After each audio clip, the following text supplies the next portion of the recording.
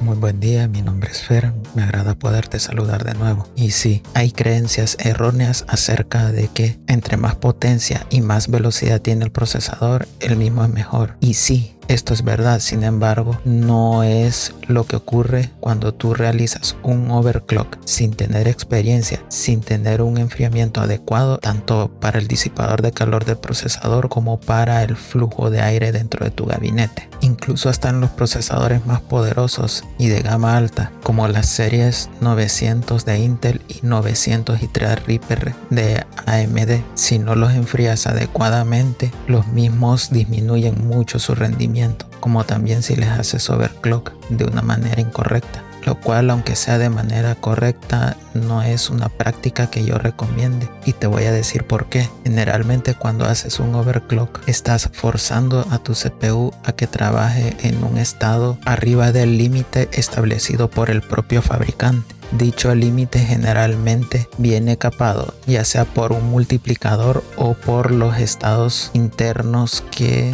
el mismo fabricante establece cuando cultiva las unidades desde las obleas base en las fábricas de microchips, y que por lo tanto desde dichas familias puedan aparecer unos más privilegiados que otros. Esto en cuanto a la capacidad de overclock se refiere, aunque muchos fabricantes logran determinar perfectamente los límites de los CPUs, algunas veces los usuarios pueden llegar a rebasar dichos límites. Por lo tanto, para asegurar una mayor vida útil, el fabricante programa internamente en el microchip lo que se conoce como un límite físico, el cual generalmente es llamado freno térmico. ¿Y en qué consiste el thermal throttling o freno térmico? Pues que al encender un procesador y al realizar tareas pesadas, sobre todo cuando estamos diseñando, renderizando o videojugando, en general también creando contenido, pues sabemos que estos microchips se calientan muchas veces hasta llegar a sus límites establecidos por el fabricante. Lo que determina el fabricante es provocar que el microchip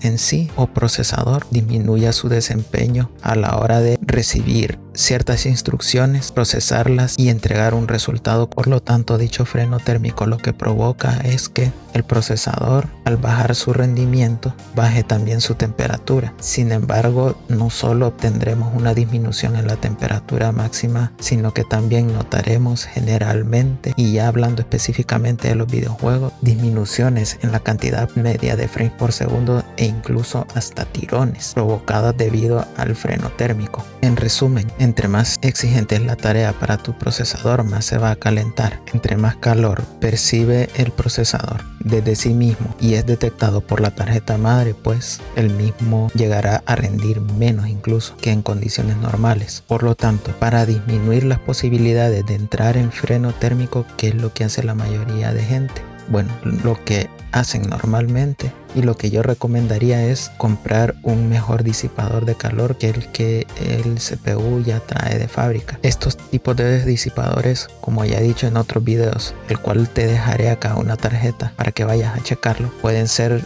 disipadores de torre con caloductos lo más grande posible, como también optar por una opción de refrigeración líquida. Sin embargo, de estas opciones recomiendo solo marcas reconocidas, sean RGB o no importa. Sin embargo, existen muy buenas opciones de enfriamiento por aire, capaces de disipar arriba de 200 watts TDP. Sin embargo, y aún con este tipo de enfriamiento por aire, te recomiendo muy poco que les hagas overclock a tus procesadores, por la sencilla razón de que aunque estén bien disipados, a la larga terminas reduciéndoles su vida útil. ¿Y a qué quiero llegar entonces con todo esto que te digo? Es que tenemos una opción más por practicar para prevenir que nuestro procesador llegue al umbral de freno térmico establecido por el fabricante. La manera más adecuada para la mayoría de procesadores de fabricaciones de 14 nanómetros o menores, pues no es haciendo underclock ni haciendo undervolt. No es lo que crees, es configurando u optimizando las opciones de energía de tu sistema operativo, sí,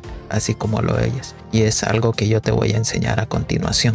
Para acceder a las opciones de energía de tu computadora, propiamente de tu sistema operativo, lo que tenemos que hacer es ir al botón de inicio, dar clic y a continuación escribir panel de control o control panel dependiendo de las opciones de idioma de tu sistema operativo, tal y como ha aparecido aquí. Entonces clic a la opción que ha aparecido. Tenemos la ventana clásica de Windows, dentro de la cual vamos a ubicar las opciones de energía. Le vamos a dar clic. Aparecerá esta serie de planes que puede variar de un equipo a otro. Dependiendo de tu equipo podrá instalarse una u otra configuración de plan. Sin embargo, yo siempre te recomiendo que vayas a una opción de alto rendimiento, como te enseño aquí, y a continuación ir configurando o ir cambiando la configuración del respectivo plan. Le vas a dar clic, aparece esta ventana y dependiendo del sistema operativo que tú tengas, vas a buscar la opción de cambiar la configuración avanzada de energía o configuración avanzada de energía. No importa, como te digo, puedes configurar esto en cualquier versión de tu sistema operativo Windows, empezando por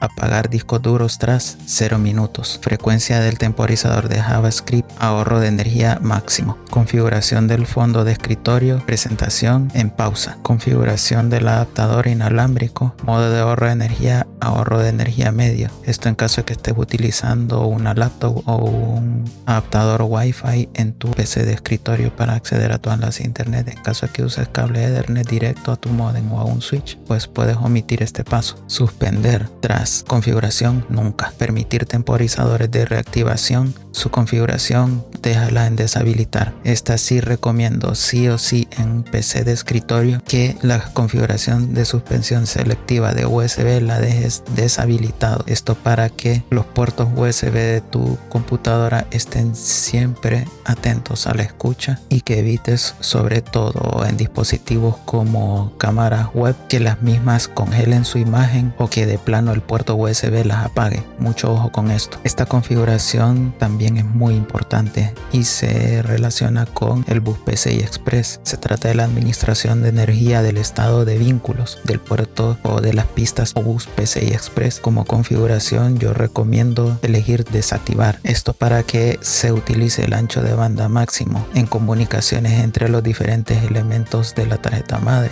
como por ejemplo la comunicación entre el CPU y la memoria RAM, la comunicación entre la memoria RAM y el chipset, y obviamente todo esto en cuanto a la comunicación con los periféricos de entrada y salida, sean tu teclado y ratón, como por ejemplo también tu tarjeta de sonido integrada en la motherboard y el bus PCI Express dedicado a tu tarjeta de video, sobre todo si estás usando una tarjeta gráfica para gaming. Me salté la administración de energía del procesador para podértela explicar al final de una mejor manera, y procedemos entonces en este momento a deshabilitar el apagar la pantalla tras nunca. O sea, no queremos que el equipo esté destinando recursos para que esté determinando si o no estás utilizando tu pantalla, y ese recurso puede servir mejor para que en tu puerto PCI Express esté disponible para tener un mejor rendimiento en tus videojuegos. Recuerda, normalmente si videojuegas, si trabajas, tu pantalla nunca se apaga, pero cuando dejas tu equipo sin operar por inactividad, después de cierto tiempo que tú puedes determinar aquí, pues la misma se apagará. Si tú dejas puesto un tiempo acá, el sistema estará iterando constantemente. Ojo con eso, y eso es lo que queremos evitar dejando esto en nunca. En cuanto a la configuración multimedia, al compartir multimedia, dejemos configurado en prevenir la suspensión debido a inactividad, por la misma razón que desactivamos el apagar la pantalla. La compensación de calidad de reproducción de video la configuramos en compensación de rendimiento de reproducción de video.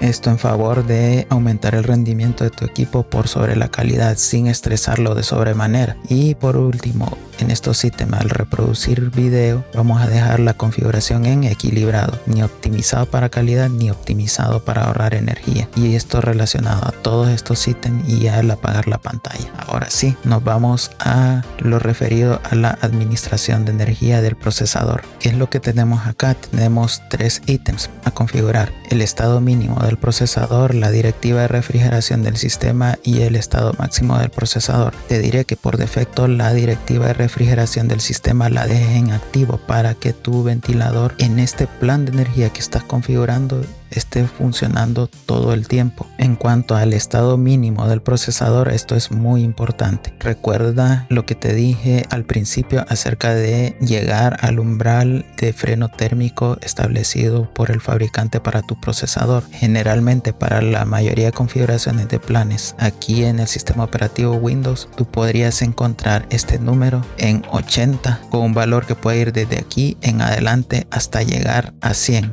Y esto es un error debido a que lo que está provocando con este ítem es que tu procesador esté funcionando al máximo durante todo el tiempo. Mediante el sistema operativo, tu procesador va a estar al límite en cuanto a sus frecuencias de reloj y nunca va a iterar entre una frecuencia máxima de uso cuando esté bajo tareas demandantes y una frecuencia baja cuando hay tareas poco demandantes, como por ejemplo leer un correo, que es lo que nosotros queremos, desestresar el procesador al máximo posible cuando no le estamos exigiendo mayor cosa que por ejemplo navegar en el escritorio, y con ello pues prevenir por este flanco llegar al freno térmico del mismo. Y ahora sí, finalmente llegamos a la configuración que más nos interesa, dejar establecida y optimizada, y es el estado máximo del procesador. Acá, como puedes notar, yo tengo una configuración máxima de un 90% dentro del sistema operativo. No estoy utilizando software adicionales para hacer un underclock, por decir un ejemplo, ni estoy utilizando nada adicional dentro de la configuración del BIOS para realizar la misma labor. Lo que estoy diciendo acá en el sistema operativo es decir,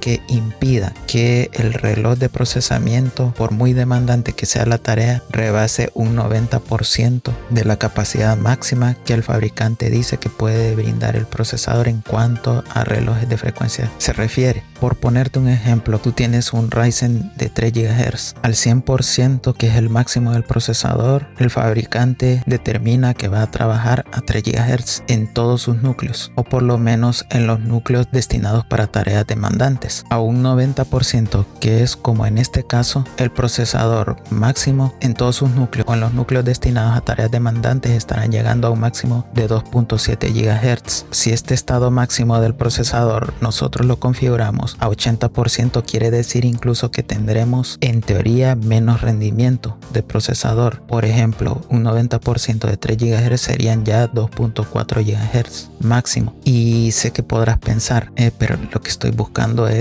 mayor rendimiento, menor tiempo de respuesta. Estoy buscando que el procesador me rinda mejor, y tú me estás diciendo que con una frecuencia de reloj menor el procesador va a rendir más. Sí, va a rendir más porque nosotros con esta optimización vamos a impedir que por calor el CPU entre en el umbral de freno térmico, y recordemos que ese freno térmico lo que nos va a provocar es tirones de frames durante nuestro gameplay o incluso cuelgues. Créeme, lo he probado durante muchos años con estados máximos de procesador configurados utilizando un porcentaje menor al 100, menor al 90, 80 o incluso menores porcentajes. He obtenido mejores desempeños en videojuegos que utilizando los estados máximos configurados al 100% desde el sistema operativo y sin utilizar ningún software adicional, porque con esta opción incluso podrías obtener un mejor rendimiento para videojuegos o incluso para tareas de creación de contenido demandantes como renderizado de video. Créeme, te sorprenderás del rendimiento viable que puedes tener a una temperatura incluso menor, ya que estados máximos del procesador optimizados a un menor porcentaje del máximo que dice el fabricante que puede brindarnos ayuda a que las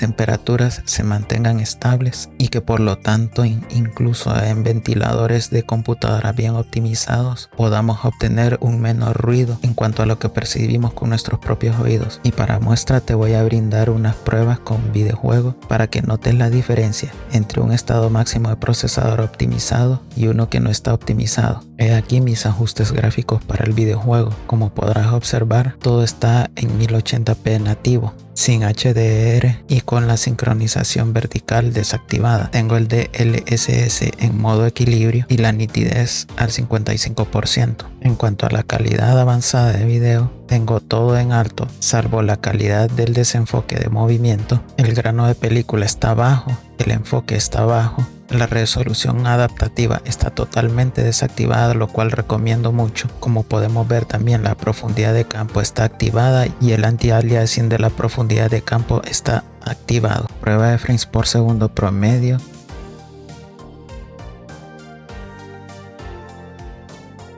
Si notas, sí hay una mejora en rendimiento, aunque estemos utilizando menos gigahertz máximos de lo que el fabricante determina que el procesador nos puede brindar. Sin embargo, como te reitero, lo que estamos provocando con esta optimización es evitar que nuestro CPU llegue a siquiera tocar el umbral de freno térmico también determinado por el fabricante, y con ello en el mediano y en el largo plazo tenemos siempre un buen rendimiento sin sacrificar performance. Y a largo plazo también garantizaremos o procuraremos garantizar una vida media útil del procesador mayor también a la determinada por el fabricante, debido a que trabajará con una temperatura menor al máximo determinado para llegar al umbral de freno térmico y mucho menor al máximo determinado por el fabricante, para que este mismo envíe una instrucción a la tarjeta madre de que la misma apague la computadora por completo para evitar que el equipo se dañe. Por mi parte, esto es todo por ahora. ¿Qué te ha parecido el video? Comenta si tienes alguna consulta al respecto, comparte el contenido a quien sepas lo necesita. Por favor, si no lo has hecho,